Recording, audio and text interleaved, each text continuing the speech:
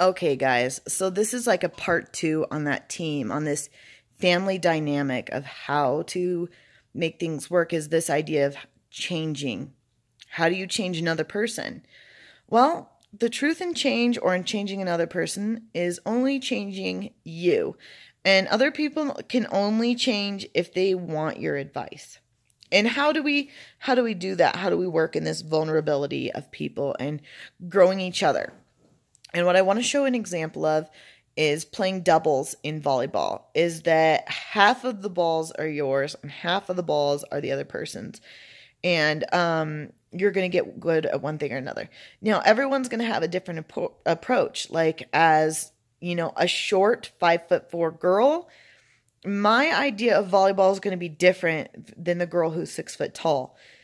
But we each have our own responsibility in doing what we can. But what I know is, even if a girl's taller, I'm going to outwork them and I'm going to outsmart them. And if they're slow to getting the ball, then I'm going to move quickly. If they're really quick at moving the ball, then I'm going to be very particular in placing that ball where I need to go. And then if my partner messes up, I try and take that blame in a way that I'm like not taking it on myself. But let's say they miss the ball, be like, hey, that's my fault. I need to set the ball a little bit better for you. Don't even think about it twice. We're good. I'm fine with it. Let's just have fun. We're having fun together. We're a team. Remember that. And I keep them connected. And then if we're struggling a little bit, then you know what I do with that person when they're vulnerable, like, hey, because nobody wants to do bad. I'll be like, hey, I see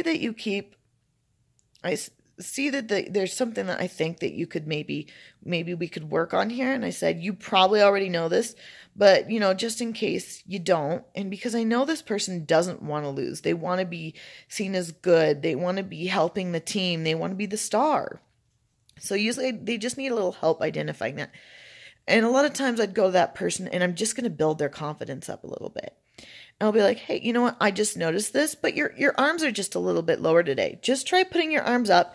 Just for this one, you don't have to believe me. You don't have to trust me. Just try this and just see if it works. And what's funny is that next serve, when that person serves at them again and they got the ball up, what I do not care. I do not care. Keep in mind here, they're struggling with this.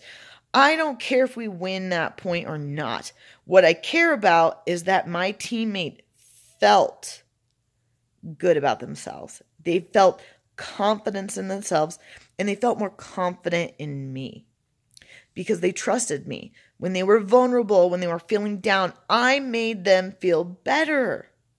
That's how you get somebody else to change. And so if they did that, they're like, hey, that worked. They're like, yeah, you did great. That was so awesome. They're like, yeah, but I didn't get the ball up. Who cares? You missed the last 3 balls. You got the ball up. That was awesome. Now we can make this people. Do you see them? They're getting nervous. You picked the ball up. And, just changing things up and figuring it out as a team. Like, okay, they keep aiming at you. Let's just switch sides and see what happens.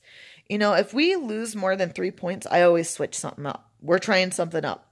Because I don't want us to get down or sinking into this feeling that we can't figure this out. That I always want to gain some kind of control over the situation by being a team, that we're united in this one way or another. Now, what happens if that person in their vulnerability, let's say I went up to him and said, hey, do you mind if I just show you something? And this person's like, no, there's nothing you could teach me. I'm better than you. It's not me doing something wrong. It's you. Well, then I have nothing to teach that person. Also, let's say that person says, no, I'm terrible. I'm so sorry. I can't do this. I'm never going to get this up. Well, there's nothing I can do for that person because they're not going to change. Like, I can't make them change. I can make a suggestion and they can take it or not. So sometimes anyways, you can still try, because you'll be shocked sometimes if you're like, hey, all right, well, you know what? I noticed that your arms are just a little low. Try it. Now, if this person doesn't take my advice once, and like as a woman or a male, if you keep telling it to him over and over and over again, does that work? No. Then you become a nag. So with that person, if I tell them once and they're not listening or adjusting, then why would I go tell them how to hit better? Or why would I tell them where to aim? Because they're not going to listen to me. So anything I say is futile. It's not going to work. So sometimes in a family or in a dynamic that's happening, that partnership is ruined. And if you think about this marriage idea, that God hates divorce, but he hates these things, is that he hates being boastful or anything. That with the family, you can be losing to life and you can get down, but getting selfish or not realizing that you're a part of the problem or that you're a part of the solution is you're undermining God and you're cutting out that other person's ability. That I can't win and I can't lose without this other person, that we're a team. And even if you won because that person did good, do you still feel like a winner? Or do you feel like that person's the winner? They won, right? You didn't win. You didn't win as a team. You won because they were better than you, is how it makes you feel. And if you lost, you feel like you really lost because this person lost total belief in themselves and they lost all belief in you. And that's how you make people feel. And so some of you, this is a harsh reality to realize that maybe your partner has been trying to help you learn and you're choosing not to learn. Now, that's not to say that we don't have bad games or bad days. I have been this person in every situation. But when you're playing with that person and then you're losing continually against that other team of life, and you're getting beaten down and you're getting beaten down and you're getting beaten down, eventually you don't want to play with that person anymore. And then when you are with a partner that's really good and you guys connect well and you move well together, you're like, this is the person I want. And that's what I learned with volleyball, is that I was playing together. And that's what's so important, is this family dynamic, this team dynamic, that we are in this together and that we're going to win together, we're going to lose together, and we're going to try together. And that's how things really change, that you are who you are and they are who they are. But let's use your guys' strengths together to conquer that other team. And even if we lose, at least we gave it our best. We went down swinging. We went down fighting. We didn't play it safe. We didn't play not to lose. We played a won and we went all out.